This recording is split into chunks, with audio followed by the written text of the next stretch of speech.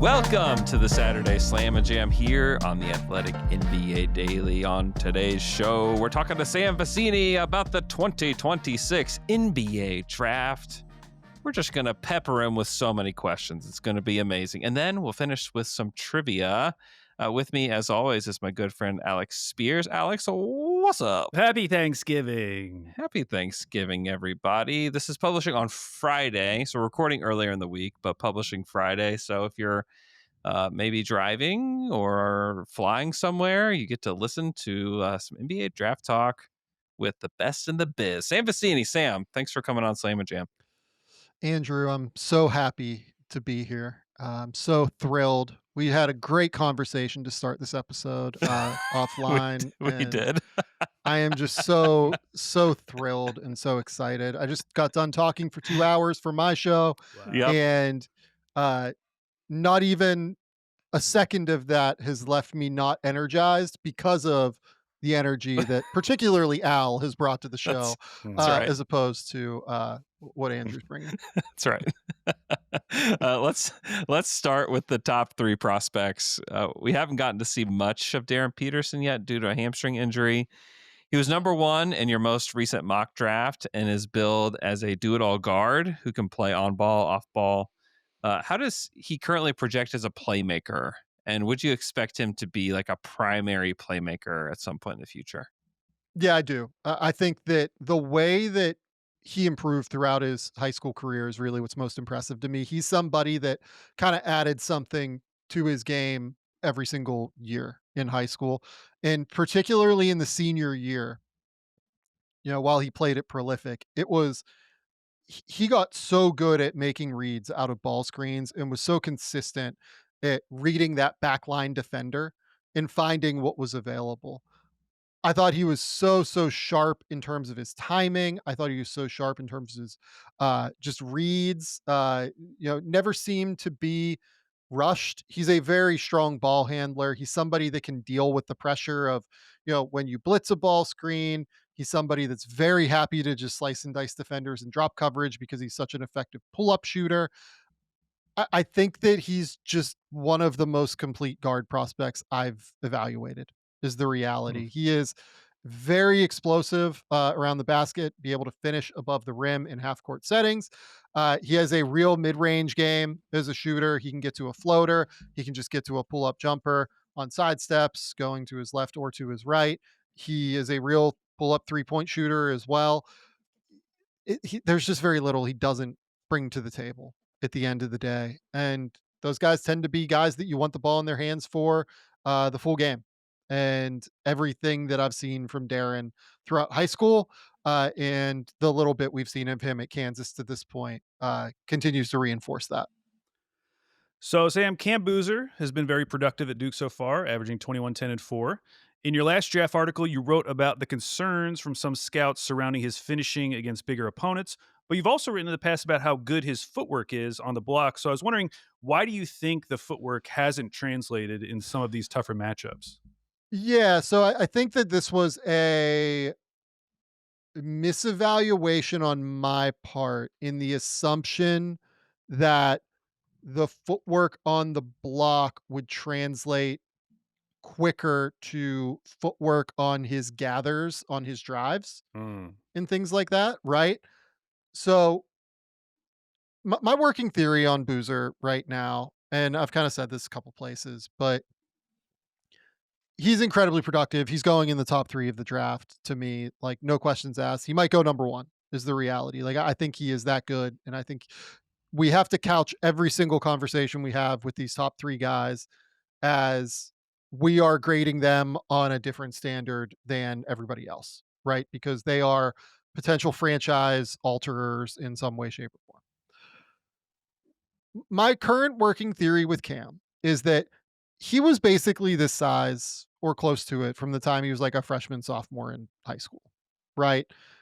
Maybe not quite as strong and as physical, and he like wasn't 245, 250 pounds, but he was big. He was bulkier than everybody. He was strong. Like he's been able to play the same exact game from the time he was a freshman until now.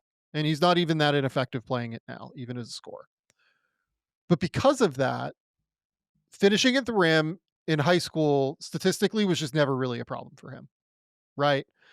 And now that he's going up against bigger, more athletic players, it is, because of course it is, because you have to adjust and you have to figure out ways to win based on skill as opposed to based on just being stronger and bigger than everybody and more powerful and having touch, right? I think that where in Boozer's like known as this really high level worker, somebody that will tirelessly try to improve his game. I think that where he focused a lot of his energy on improvement was with his perimeter game, right? Figuring out how to handle in ball screens, figuring out how to knock down shots off the dribble, figuring out how to knock down shots off the catch. And for all those reasons, we love his game, right? Like we love what Cam has become as this well-rounded player who's awesome at reading the court when he gets doubled, who can make passes out of ball screens, who can, short roll effectively and make passes, who can actually operate ball screens in like 4 or 5 actions with Pat and Gongba, and even with like 4-2 actions with like Isaiah Evans shooting across, right? Like that's kind of one of my favorite actions that I've seen in the early portion of the year because of how much of a problem it creates in like these, ghost or slip actions with Isaiah because of how good of a shooter he is, how much of a mismatch problem Cam Boozer is, everything that goes into that. But I think that because he has always been that size and has always been so strong and physical, he hasn't really had to worry about the footwork on his gathers and on his drives. And he's always been able to go through guys once he gets ahead of steam. Now that he's not able to go through guys, he's had to adjust. And so far, the adjustments haven't been amazing. He's just kind of trying to power up and go off 2 feet and go through guys and throw up more difficult shots at the rim. And I think that it's just going to take a minute for him to adjust, is the reality.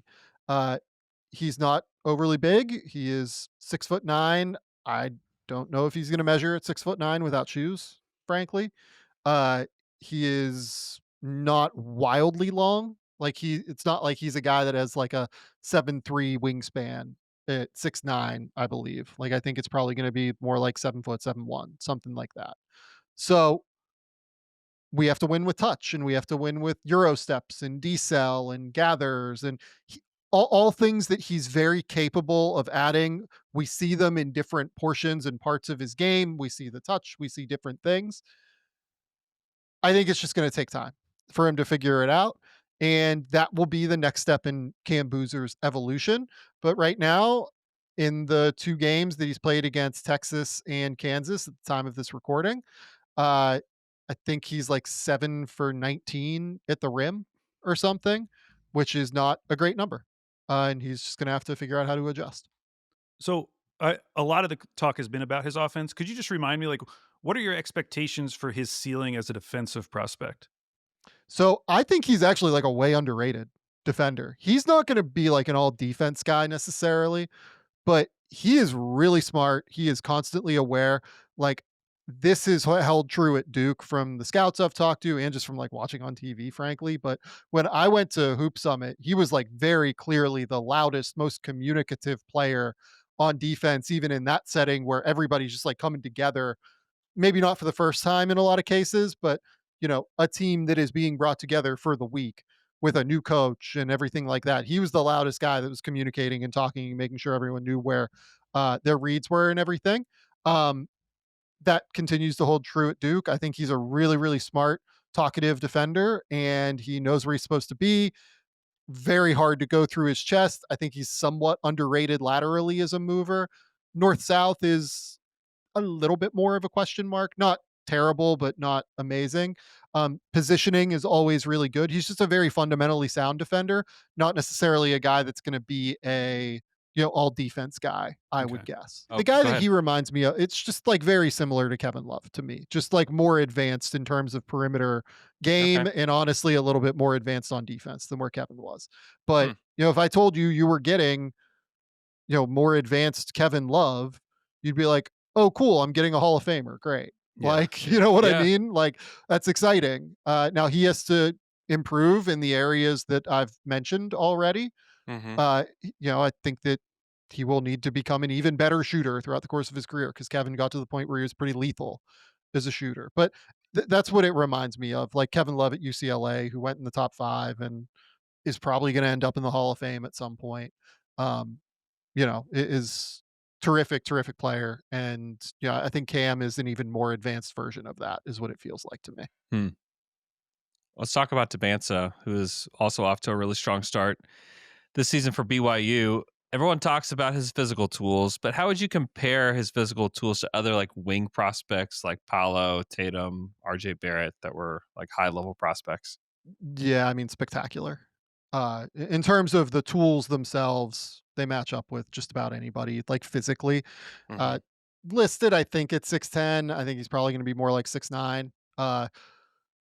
Long enough, 7 foot, 7'1" wingspan. Not going to be like crazy, crazy long, but long enough to where when you combine it with his height, it's a real difference maker. Explosive, very explosive off the ground. But the difference for him compared to some of the other more questionable guys, even like RJ Barrett, I think, is probably somebody that you can draw a real differentiator with here, is that AJ is so flexible. Like the way that he plays with bend and is able to gain leverage, like that's why he lives at the foul line Hmm. right now, is because he is just able to out leverage his opponents in significant ways when he gets downhill. Like, watch how low that he gets on his drives in a straight line. It is different than most other very high level guards and wings. Now, AJ, I think, has like a few more like non-negotiable questions, maybe is the way to put it, where like Cam is going to be an effective NBA player in some regard. He's too smart, he's too skilled, he's a great passer, he's a smart defender. Like the upside might not be quite as high as what AJ could bring at some point, but I think AJ has like more improvement areas to his game that he has to improve to get to a certain level in the NBA. Like defensively, I think he has not been awesome off the ball so far. I think it's been somewhat messy. The jump shot is fairly flat. He can make them from the mid range. From three, it's a little bit more of an adventure, and he doesn't seem wildly confident with the 3-point ball.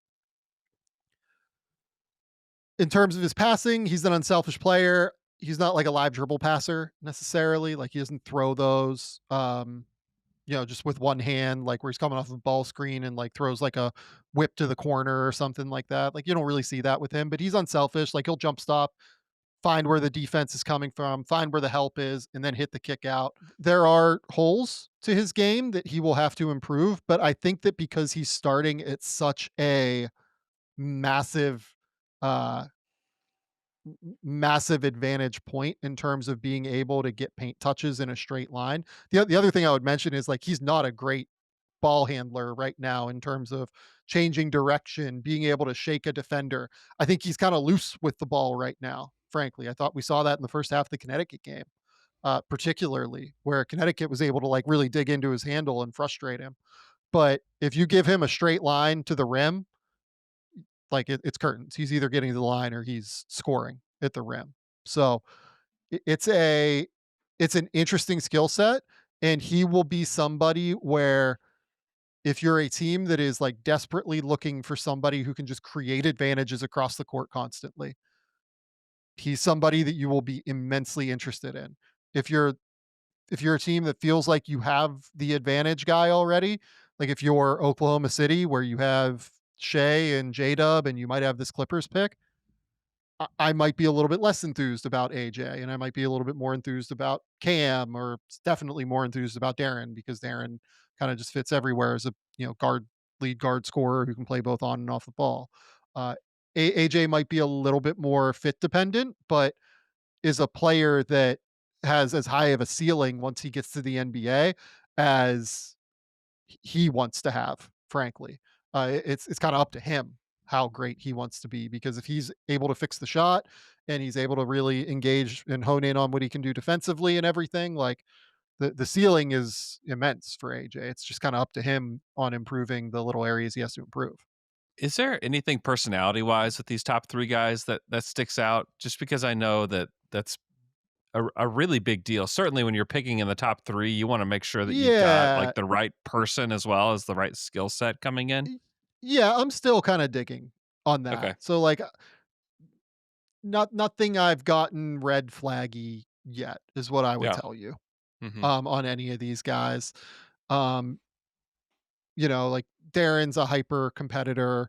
Cam is definitely a guy that is a worker and is, you know, uh, has long been like leader of his team, but is also just like happy to fit in too, like, good dude.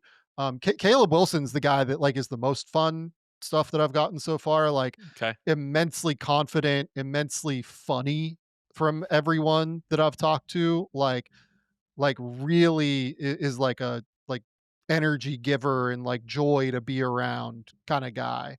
Okay. Is very very smart kid is what I've gotten in a lot of the stuff that I've been told. So, moving on to the next group of prospects, Michael Brown Jr. is currently projected to be the first point guard off the board. How would you Yep. compare his game to Kingston Flemings, who is the Houston point guard that's already rising up draft boards? Yeah. So look, like I'm just gonna say like blanket as well. There are people who consider Darren a point guard. Like Okay, that they okay. think Darren's gonna be that like kind of on ball operator in the NBA, right? If you want to consider him like a combo or a two guard, totally get that. I don't really care about the delineation between positions necessarily. Darren can play both on and off ball. Uh, I think that Mikel is more of they're very, very different, Flemings and Mikel Brown. So Mikel Brown is one of the best intersections of three-point shooting, both off the catch and off the bounce, and like passing and vision and like live ball, like live dribble passing ability that I've seen in a while. Um, he is very athletic now. He had like a later growth spurt, and now he's like really added some vertical pop and added some first step to where he can just like reject and get by guys in screens, read the court, make high level passing reads, like almost like a left hand dominant live dribble passer despite being right handed, Hmm. which is really fun. Like he will throw these crazy angled passes that somehow find their way to teammates. He has incredible vision. His flaw is like finishing at the rim, consistently getting to the rim. We'll see what that looks like throughout the portion of the ACC season that matters. Um, with Fleming's crazy burst in athleticism, I would guess a little bit shorter than Brown. I don't know about the length right now. I don't have a length, like, even estimate really on Fleming's right now, but burstier, very comfortable in the mid-range, getting to those shots is his counter. Has like a floater, has a really nice mid-range pull-up jumper. Uh, we in the scouting community, we all just kinda wanna see a little bit more of where the Flemings thing is gonna land, in the game that, occurred against Syracuse on Monday. Was very up and down. Had a couple of moments that were very positive, had some very negative moments. Defensively, I think both Brown and Flemings are quite poor right now. Hmm. Like, yeah, it's a problem on both ends, frankly, for both of them. I think that Kelvin Sampson is uh, letting a lot more go than what I maybe expected with Kelvin, with Flemings and with Senak as well on the interior, knowing how talented these guys are and knowing that if he can go through the bumps and the growing pains early, that maybe by the time March rolls around, that they have a higher ceiling than any team in the country if those guys are ready to go. Um, yeah, interesting players. But Flemings is more bursty. Michael Brown is a little bit more like shooting, passing skill. Not to say that Flemings can't pass. Not to say that Brown doesn't have burst. But Flemings has like this tendency right now where he'll get in the air to try to jump pass without a plan. Kind of like jump Hmm. passing is fine when you have like okay, I have a plan. If this defender comes at me, I know where I'm going with the ball. If he doesn't come at me, I know what I'm doing with the ball. Um, with Flemings, I feel like he doesn't have that quite yet. Let's talk about Caleb Wilson, who came into the season with a strong defensive reputation, but a lot of questions about his offense. He's now averaging over 20 points per game at UNC. What about his Yeah. offensive game has been most surprising so far? Well, it's an interesting offensive game, to be honest with you, because it's a situation where he is really thriving in transition against a lot of the bad teams that they've played. And frankly, they have played uh, quite a few bad teams as of the time of this recording. Really, the Kansas game is the only game that was, uh, worth evaluating, really, in terms of the way that I do it. But really getting out and transitioning against the bad teams and enforcing his will athletically there. And then against Kansas, what I saw was a guy that really moves well without the ball, creates interesting, advantage situations because of that movement. Was comfortable hitting shots in the mid range in that game in a way that I think that we as the scouting community wanted to learn more about where his jumper was entering the season. Defensively, it's funny, like the offense has been a little bit better. The defense has been like slightly worse. I don't want to say it's been bad because that would be way too aggressive. He's been like totally fine and solid on defense and like bordering on good, but I think we expected him to be like a genuinely great defender this year, and it's been like a little bit less than that. But offensively, it's just the athleticism. Like he is able to finish from the 2-point range at an exceptionally high level. He is drawing fouls at a really prodigious level at this point. I think he's taken like 40 free throws in 5 games. Um, and then he rebounds the ball, rebounds the hell out of the ball, chases the offensive glass, you know, really, really good on the defensive glass as well. Has passed it well this season. He just kind of hasn't had a hole outside of the willingness to shoot threes to this point. And we will see if teams can kind of figure out, okay, if we can make him a guy that has to shoot threes and we decide to try and slow him down getting to the rim, how effective will he be? But there's a lot of reason for enthusiasm right now, I think, about Caleb Wilson. So, LeBaron Philon returned to Alabama this season after withdrawing from last year's NBA draft. What questions could he answer with another year in school, and how has he looked so far? Do you feel like he's already improving his draft stock? Yeah, it was like the last guy to decide to come back. I think he's probably improved himself. I think he's helped himself. Like he would have gone late first last year. I think that he would definitely go in the top 20 this Mhm. year. Could very well go in the lottery this year. Wouldn't surprise me by any stretch. Has looked really effective and impactful. Was awesome against Gonzaga last night. I thought, had 29 points and just kind of got wherever he wanted. Had the 7 assists, turned it over a little bit too much, but that was, really the first game where I thought it was a significant issue. Has been great in 3 of their 4 showcase matchups. Like Alabama is the only team in the country that has played 4 top 15 teams in the Mm. country. And, against St. John's, he had 25. Against Illinois, he had 24. Against Gonzaga, he had 29. The Purdue game was really the only one where I thought that it was a struggle. And I thought that Braden Smith like really caught him because Braden is just probably, if he's not the best player in college basketball, he's, certainly one of the 5. Um, yeah, I mean, LeBaron, like teams wanted to see if he can shoot from 3. That's a real thing. He's drilling 41% from 3 right now. They wanted to see what he looked like as more of the primary offensive creator because he played with Mark Sears last year and played a little bit more off the ball consistently.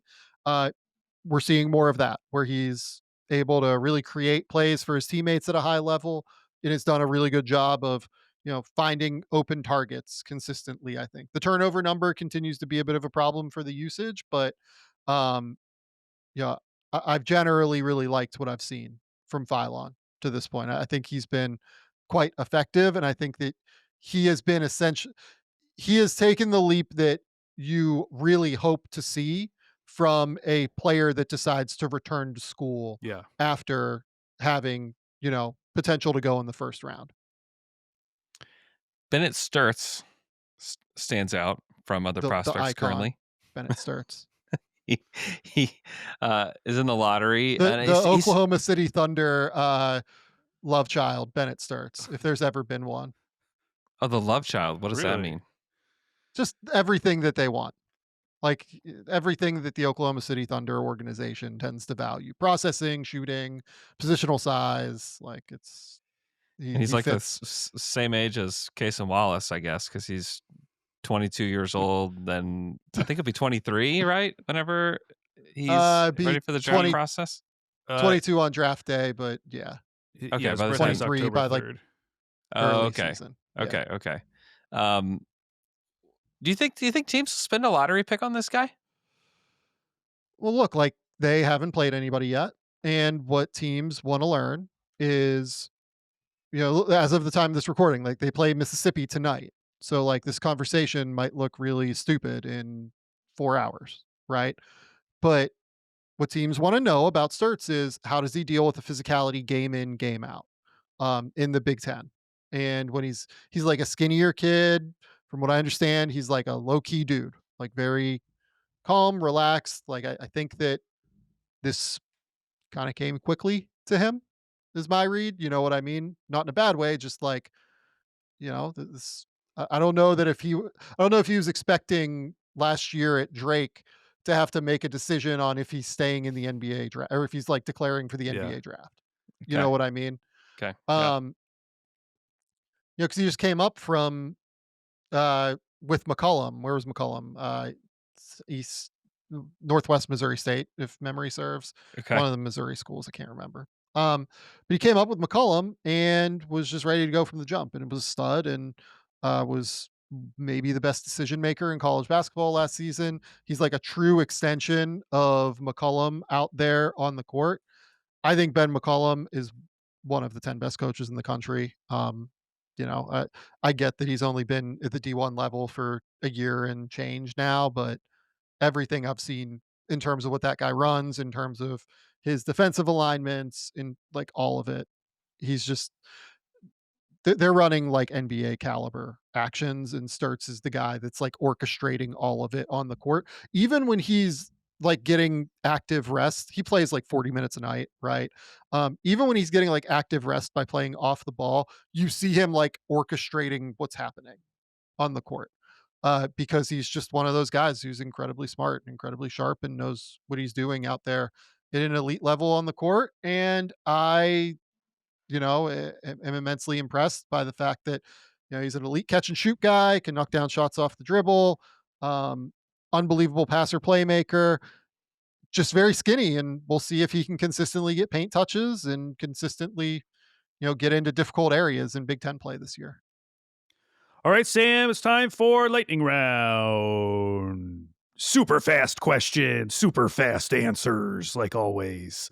Okay, each of Good these, luck. just name one prospect. Okay, one Yeah. prospect, and this is just through the first couple weeks. It's not like projecting out. Who would you say is the most polarizing prospect currently? Hmm. It's a good question. Maybe Chris Senak at Houston. Hmm. Hmm. I was wondering about him because I was looking at mock drafts and I was like, oh, there's not a lot of centers in this class. Yeah. Yeah. Yeah, I'd say Senak. Do you want an explanation? I know this is the lightning round. Very quickly. Very quickly. So Lightning explanation. Lightning so quick explanations. developed perimeter game for a guy that is as big as he is. Teams want to see if he can rebound consistently, if he can defend consistently. It's been hit or miss so far at Houston. The good news is that they have a million guys, and he's going to have a ton of time to be able to kind of work through all of these things. But was really good in the Syracuse game, had 12 rebounds, and then in the Oakland game he had 4 rebounds. In the Mm. Rider game he had 1 rebound. Right, so it's just going to be an up and down process with Senak all year. Who'd you say the best shooting prospect is? Um, might be a guy that we haven't seen yet, to be honest, in Braylon Mullins, at Hmm. Connecticut. I mean, just in AAU play, I think averaged like 9.5 threes per game and hit them at like 42%. Wow. And we're talking like flying off of actions, like sprinting at high speed off of actions, and like drilling shots off of like NBA caliber movement.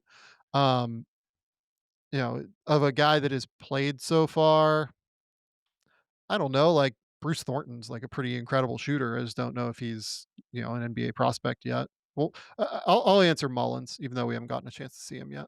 What about best international prospect? So we're not counting the internationals in college here, right? Correct. Because Yeah. like Avdilas at Virginia Tech, it was with Yes. Peristeri last year, but he's now not an Mm. international. Um, I guess I'll say Dash Daniels for Okay. this. Like, it's not a loaded international class. Yeah. We'll see where Dash falls. Dash just has like an NBA skill in terms of I know that that guy defends at an NBA level like right Mhm. now. Yeah. Go back and watch what he did to Jeremiah Fears in the preseason game that the Pelicans played. It was like honestly a little bit rude. Like to welcome a visitor onto foreign soil here in our beautiful country of Australia. Um, it was a little bit mean and unseemly for somebody trying to welcome a visitor. Who would you say is the best center prospect? The one with the highest upside is Senak. Okay. I think the answer that I would give you that, like, if he comes back healthy is Jaden Quaintance. Because I think Okay. Quaintance is Yeah. like a genuinely monster defender, who can do just about anything that you ask him to do on Okay. defense. Offense, I have a lot of questions, but defensively, I think Quaintance is like genuinely pretty elite. But he's coming back from injury. Is so like I named a guy that I just said is the most polarizing player in the class on the previous question, and a guy who hasn't played because he's coming back from an ACL injury. Yeah. Mhm. So what does that tell you about the big class this year? Yeah. Yeah. Yeah. He's No. coming back soon, yes? Sure. Like he in the portal process, like his dad was like, he'll be ready to play for the start of the year. He was like, Yeah. dude, he just had freaking ACL surgery. Like, what are you talking about? He's not going to be Yeah. ready to play. Yeah. Um, he's like starting to practice here and there. It feels like. Mhm. Hopefully, he'll be back soon. I don't have a. I haven't talked to the Kentucky staff about when exactly he's going to be back, so I'm not going to give a like date or anything. Okay. Mhm. I'm interested in your answer on this. So, prospect you're worried will be limited by their situation. I feel like every time we get to the draft time, we're talking about Yeah. players who maybe you didn't like the way they were used in college, and maybe that masked some of their true skills. Are there any prospects that have jumped out in that way for you so far? I mean, I will just say, like, I think Kansas around Darryn Peterson is like quite under talented Mm, compared to what Kansas has been. So I do wonder if once Darren gets back, he's going to be asked to do so much for this team that like it might lead to some inefficiencies from time to oh, time. okay. Yeah. But by and large, I don't know that this is a class yet where we have seen a whole lot of like Yaxel Lendeborg is playing the 3 for Michigan a lot of the time Hmm. right now, but, Yax is probably just like a borderline first round pick or like, Right. maybe a second Right. round pick, right? Yeah. I don't know that any of the guys that like I think are truly awesome prospects are being held by, held back in some way, shape, or form. Well, that's great. That's great news. Yeah. Uh, We'll see if pros. that changes throughout the year. That could. Who knows?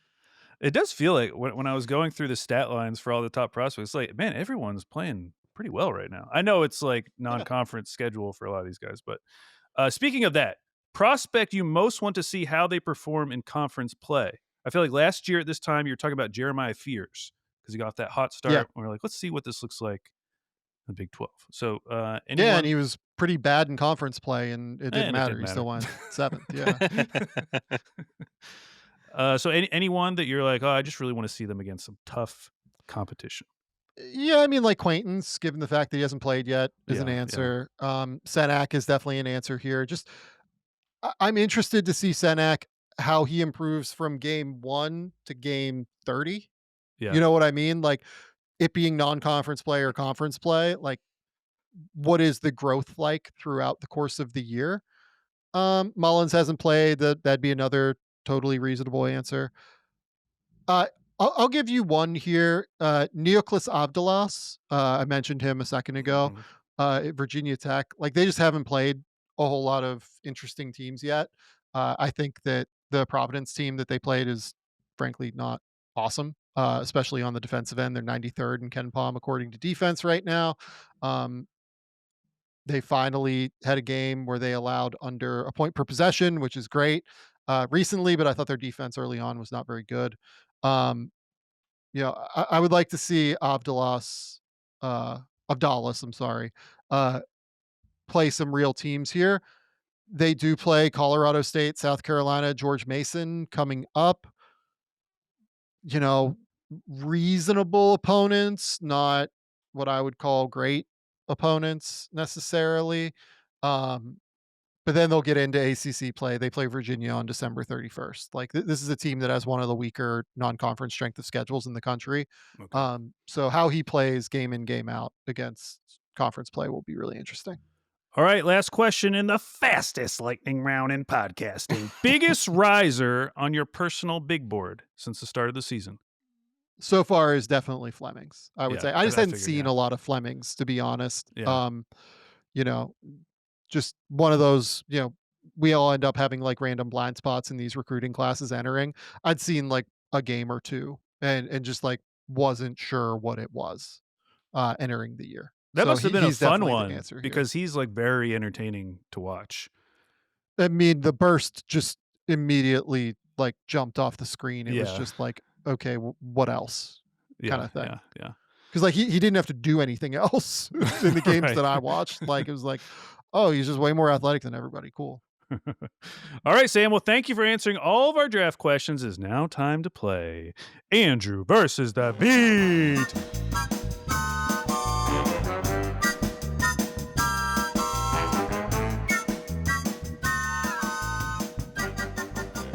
Now, this week, all the questions are about this year's rookie class, the current rookie class, Great.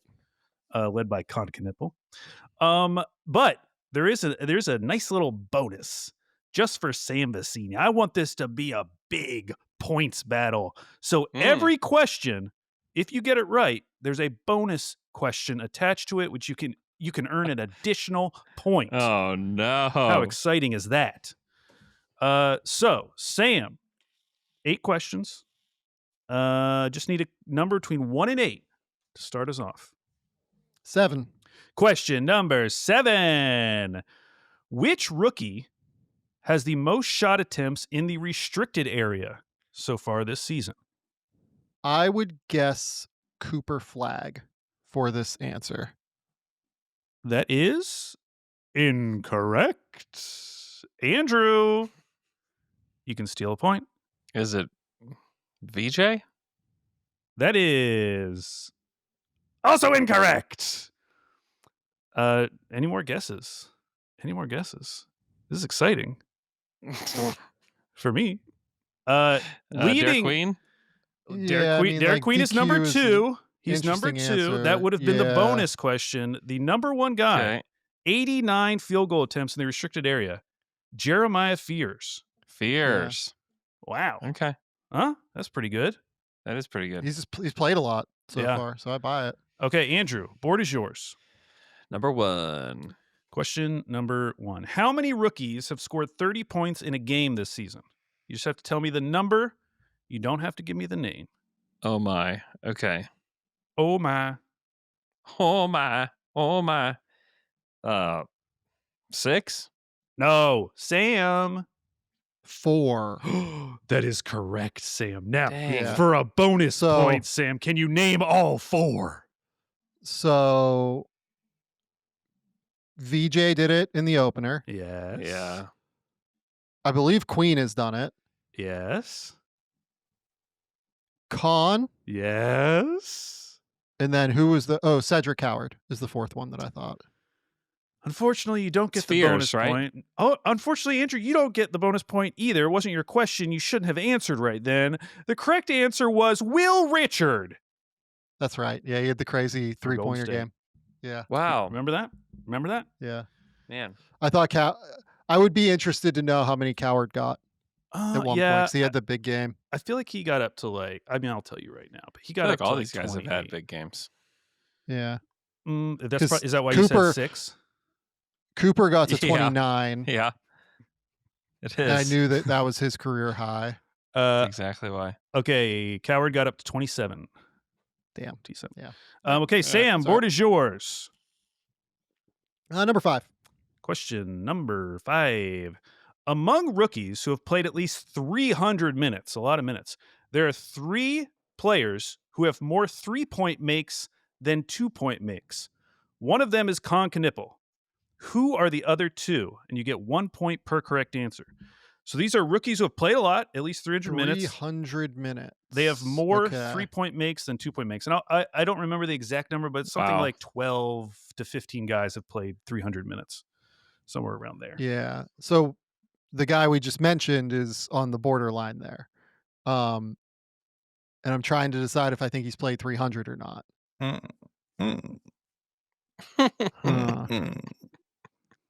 I will say Will Richard for one of these. I am going to have to get there at some point. No.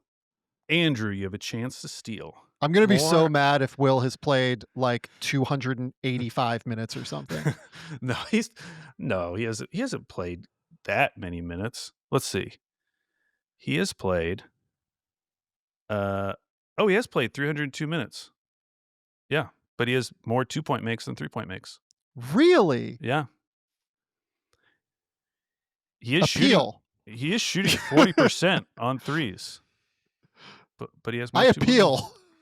Wow, That's stunning to me. He's shooting 74% on his 2-pointers. That's Yeah. wild. What about Yegor? How are we saying his last name now? Gilman. Gioman? Sure. All right. I'll say him. You got it, Jobin. Jobin? Gilman. I'll take Jaeger Jobin for this one, please. That is correct. That is one of the That's one. answers. Yeah. Can you get the other one, Andrew? Oh boy. What about is it Sion? Sion? How do you say his name? Sion James? Sion. Sion. Sion. Sion. That's why I Sion. question it. I'm like, I've heard both of these guys' names being said all these different ways since the season Yeah. started. I'm like, I'm So it's Sion. Sion. Confused. Sion. Sion. Yegor Dioman. Well, because if you go on Basketball Reference, his last name it's D-Y is the phonetic spelling. D-Y-O-M-A-N. Dioman. Andrew, that was correct. Which means you get Okay. a chance Like- for the bonus question. Yes. Who is the only rookie that has not attempted a 3-pointer while playing at least 150 minutes? There's only Oh my one gosh. rookie. He hasn't taken one. Hasn't taken one. Ooh, that's a tough question. It's a bonus question. It's not supposed to be easy. I don't know. Is Kalkbrenner taking one? He has taken one. Sorry, it's Musa Cisse. Oh, Okay, come Andrew. on. Don't come on me. He's played 150 minutes. All right, Yeah, Andrew, all board right. is yours. Number 2. Question number 2. Okay, listen closely, all right? Focus. I don't want to have to repeat this one because it was annoying to write. There are currently 3 rookies who lead their team in at least one of the 5 basic counting stats. So total points, rebounds, assists, steals, or blocks. Name 2 of the rookies. And to be clear, total, not per game. Total, not per game. Okay. Total. Name 2 of the rookies who lead their team in a basic counting stat. Oh wow. Okay. Gosh. Okay. Is like made threes one? Well, no. No. Okay. Never mind. I mean, I just gave you the list. I just told you the list. It's Dude, points, rebounds, assists, steals. That's why I said you have to listen because I didn't want to repeat I'm it. trying. I'm telling you, my brain, as you're talking, there's just things floating around. Yeah, tell me about it. I just can't. I have to do focus. podcasts with you every week. I see can't. I can't focus. You black out every time I start speaking. It is absolutely true. It is absolutely true. I don't know, man. Cooper Flag rebounds. Okay, you just had to tell me the name. Okay, so Cooper Cooper Flag Flag. is correct for 1 point. Okay. Can you get another one?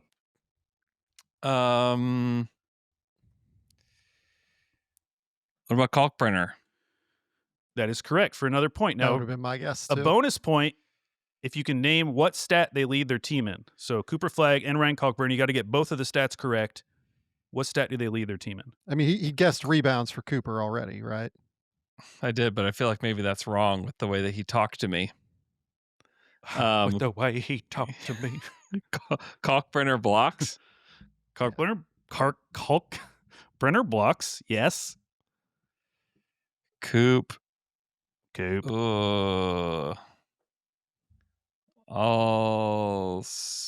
God. Okay, I'll say rebounds, but I don't feel good about it. It's incorrect. It was points. The other player, Is it Con for Derek Charlotte? Queen.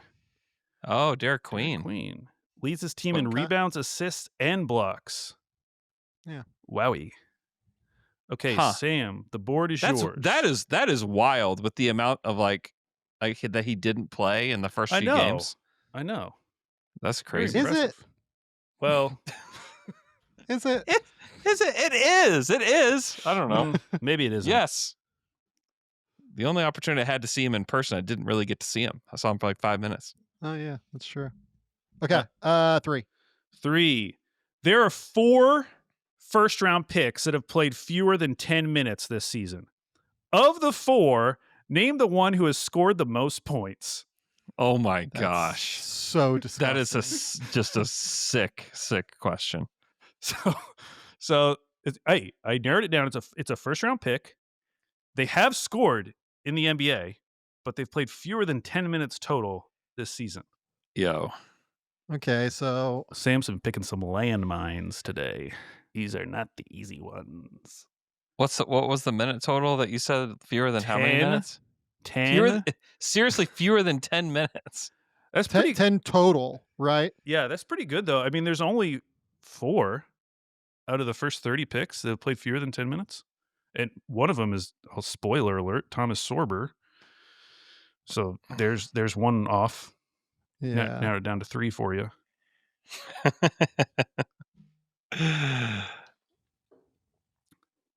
10 minutes. So I've got one, I think, Okay. in my head. Got one name? I really hope you get this because the bonus question is really good. Is it who is second? No. No, it's way more fun than that. Oh, there's a chance that Essengay topped 10 minutes last night in the Bulls game, like for the season. I mean, because I think he's played the last 2 games. I will guess Essengay. That is a good guess.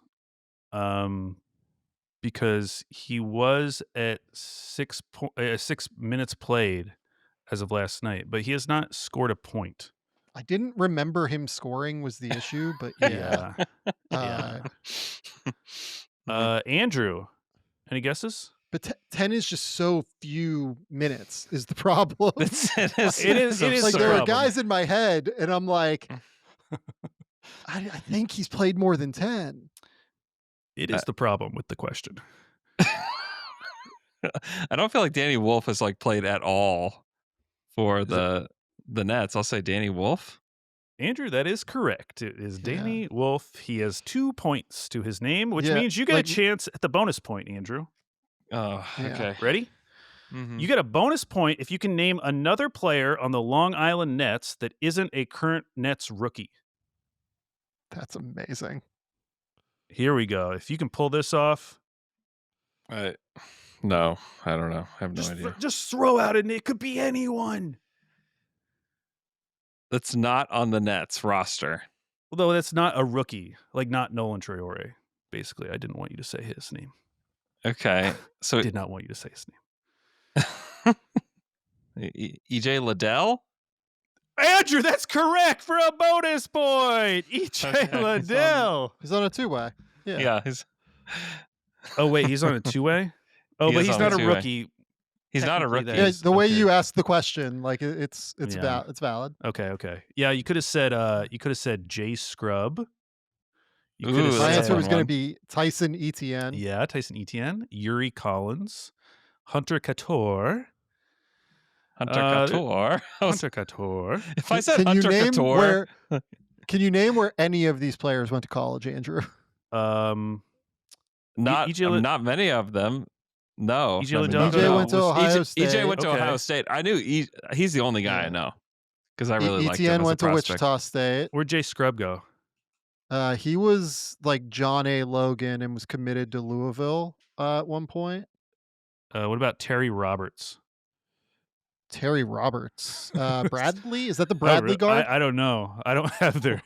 That's just the name I had. No, I've never What seen about his name Terry before. Roberts? Is that check to see if that's the Bradley guard, if I got that right. Like what about- 6'3" guard, What about Hunter Couture? Virginia Tech. Is that right? Terry Roberts. Now, isn't that the name of the Terry Roberts? He played for Georgia. Was he at Bradley before Georgia? Was he? Oh my gosh, so many questions. I Yes, think he was. yes, I he think was. transferred to Georgia. Yeah. He was at Florida Southwestern State, then Bradley. It's terrifying and Georgia. that I know that. That is horrifying. I'm going to take a point away for you. You probably should, honestly. Okay, Andrew, the board is yours. 3 questions remain. You have a Okay. commanding lead. Number Don't 4. Blow this. Number 4. Con Knipple has 63 3-pointers through his first 17 games. That's the most ever.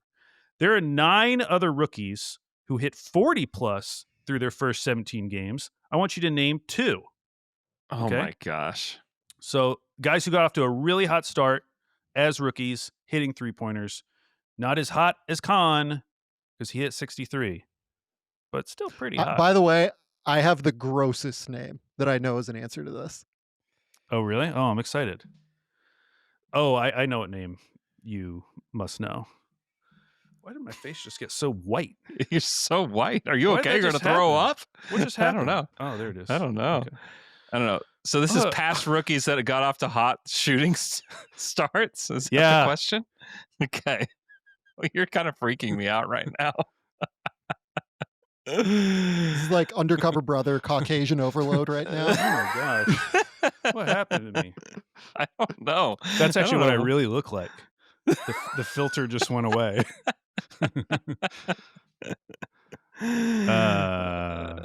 Oh man. Gosh. Keegan Murray. I don't know. Keegan Murray, no. Okay. Sam, you can steal 2 points here. Okay. So the funniest thing is I have the grossest answer, and I don't know if I have another one. The grossest answer on this list is definitely Armani Brooks. That is correct. Oh gosh. I knew I had like that one. Yeah, that is Um, something. Yeah, I know.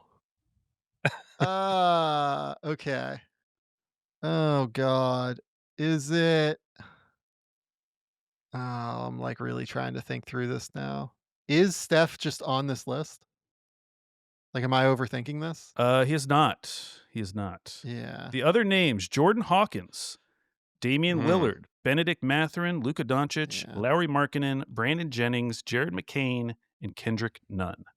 McCain. Yeah, Lillard was the other name I almost threw out, and I just went Curry Dang. instead because I was like, this is the easy. Like, it's why would I go against Curry as a shooter? Right. You know what Yeah. I mean? Yeah. Okay, Sam, you have control of the board. You're down by 4. 'Kay. Comeback starts now. 6.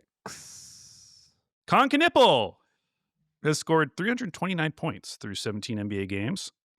Only 11 active players scored 300 plus points through their first 17 games of their career, and we're going to name them all. So these are active players who scored 300 plus points through their first 17 games.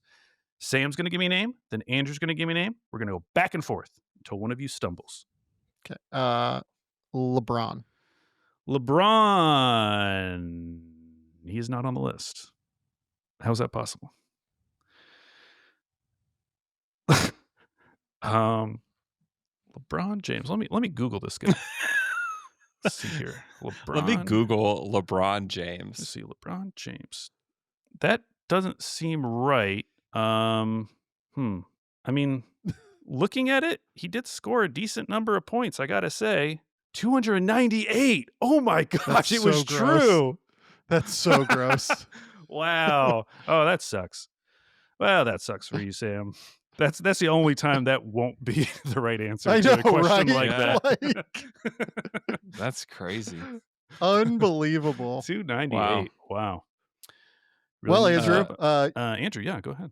Kevin Durant. can you get one? Kevin Durant. Yes, he is one of the names. Gotta be. Yeah, Yeah. has to be. Can you get another one? Derrick Rose. Derrick Rose, no. Other names: Yeah, it won't Zion, be D. Rose. Paulo, Yeah. Benedict Mathurin, Luka Doncic, Victor Wembanyama, Damian Lillard, Ja Morant, Ben Simmons, Jahlil Okafor, and Chet Holmgren. Yeah. Wemby was the other answer. I was like immediately thinking, oh, I'm sure this is right. And I was just like, yeah, but there's no way LeBron is wrong. Yeah, that was wild. Okay, Andrew, you get first stab at the last question. Okay, Mhm. you have a pretty big lead, but it could all go away right now. Really? No. If you Okay. if you add Jan Hansen's total made threes with Jeremiah Fears's total blocks, what number do you get? Now you get to choose who answers first. You can make Sam answer first, and then you go higher or lower, or you can answer first. Sam can go higher or lower. Fears blocks and Plus Jan Hansen's threes man. made. I got to see Young Hansen up so close the other night. He was spectacular. It was very, very just big. very, big. very big guy. I don't know, five? Okay, Sam, would you like to go higher or lower than 5? I will go lower. That is correct because it was 4. Young has had 4. 1 3, and Jeremiah 4 was Fields has gonna be had my number. 3 blocks. Yeah. Oh, you do get a chance at a bonus point here. Doesn't matter, but Okay. just for fun, who is the only rookie to have double-digit blocks and double-digit 3-pointers? Ooh. Okay. So I had a name immediately that came to my head. I'm just not sure if it's right. Okay. Yeah, Queen hasn't made threes yet. This feels like a trick question. Oh, they all feel like a trick question, but this one specifically does to me right now. I'm gonna guess Coward. I think Andrew was on the right track. It was a reverse trick question. It's Cooper Flagg. Coop. It's Cooper Flagg. Yeah, it has to be Yeah. Coop. I Yeah, was that like, makes I don't know sense. who else that would Yeah. be. Yeah. Honestly, I wasn't totally sure that he'd made double-digit threes because he's shooting like 26 from 3 right now. Yeah. Yeah. So I thought he might be like 9 for like 30 or something. Yeah. Hey, go listen to the Game Theory podcast with Sam Vecenie and our buddy Bryce Simon, who's And sign up for the also Substack. delightful. Go sign up for the Substack. Go read Sam at The Athletic. Anything else that you want to promote before we get out of here? No. I will promote just you guys continuing to succeed on this show. I love the show. I hope that you guys continue to have success so I get to come on and Andrew gets to kick my ass in trivia regularly. So I am, immensely appreciative and grateful to all of the listeners who listen to this show so that I get to have fun with my friends, just Thank getting you, Sam. obliterated. I Let's wish go. every guest would plug us at the end of the show. That's so nice to hear. Guests never do that. They're always talking about themselves. That's so true.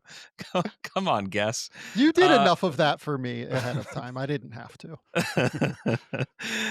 Thank you guys so much for listening to this episode. Hope you guys are enjoying. If you're in the United States, happy Thanksgiving. Hope you had a great Thanksgiving. And we will talk to you guys again next week, the much anticipated Wizards week. So tune in, because it's going to be a delight. So look forward to talking to you guys then. Enjoy the basketball. We'll talk to you guys again next Saturday.